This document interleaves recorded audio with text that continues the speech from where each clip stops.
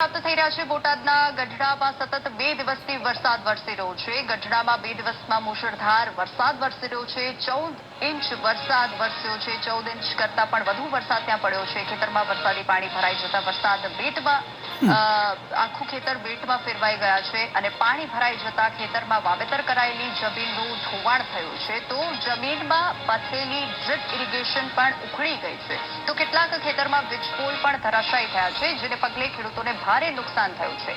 વાવેતરનો ખર્ચો માથે પડતા ખેડૂતોએ સરકાર પાસે સહાયની માંગ કરી છે.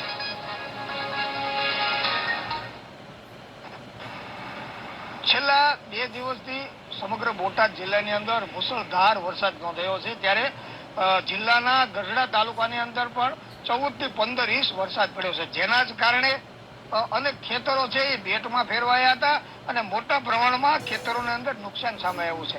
હાલ વીટીવીની ટીમ પહોંચી છે ગઢડા તાલુકાના ટાઇટમ ગામ નજીક, જ્યાં ખેતરો છે એ ગઈકાલે મુશળધાર વરસાદના કારણે પાણીમાં બેટમાં ફેરવાયો હતો અને અનેક પ્રકારનું વાડીની અંદર નુકસાન સામે આવ્યું છે.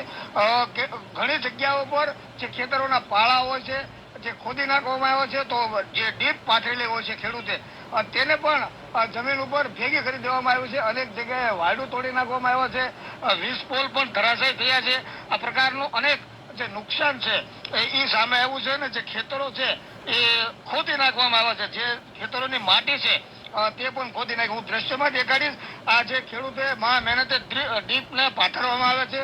આ જે ડીપ છે તે જમીનમાંથી ઉચકાવી અને આડેવળી નાખી પાણીના કારણે નાખી દીધી છે. આમ અનેક પ્રકારનું હાલ ખેતીની અંદર પણ મોટા પ્રમાણમાં નુકસાન છે.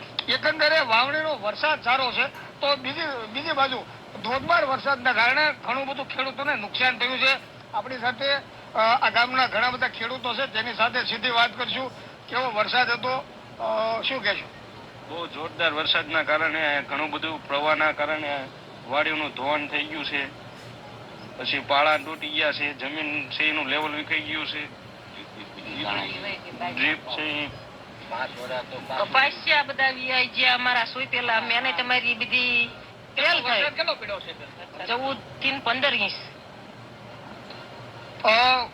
તમારું નામ શું અને કયું ગામ? અમારું ગામ ટાચમ છે, રાઘવભાઈ ઠાકરજીભાઈ નામ. શું કેવો વરસાદ હતો? કેટલો વરસાદ? બહુ વરસાદ પડ્યો પણ બધું ધોઈ નાખ્યું. કાંઈ પાળા બાળા ડીપ બીપ રહેવા નહોતી.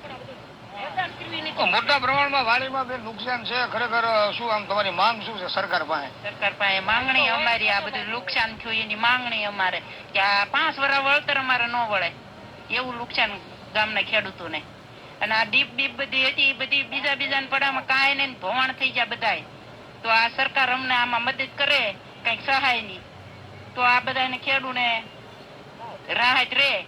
બાકી કાંઈ આમાં કપાસિયા બપાસિયા 20-25 હજારના બિયાણા બધું વયું ગયું ધોવાય. કાંઈ આમાં ખેડૂતોને રહે એવું નથી. 5 વર્ષ ખેડૂત ઉપર જ ન આવે. જો અને આ અમે સરકાર પાસે માંગણી કરી છે કે અમને કઈક સહાય આપે તો ખેડૂતને થોડો જાજો લાભ થાય.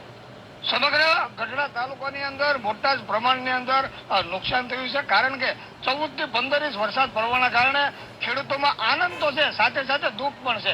કારણ કે જે કપાસનું બિયારણ હોય કે અન્ય ખેતીનો જે પાક હોય તે તમામ પ્રકારના મોટા પ્રમાણમાં ધોધમાર વરસાદના કારણે કાંઈક તણાઈ ગયું છે, તો કાંઈક નુકસાન થયું છે અને ડીપનું પણ નુકસાન થયું છે. જ્યારે આ વિસ્તારના જે ખેડૂતો છે એ ક્યાંક ને ક્યાંક સરકાર પાસે માંગ કરી રહ્યા છે કે સર્વે કરી અને કાંઈક સહાય આપવામાં આવે.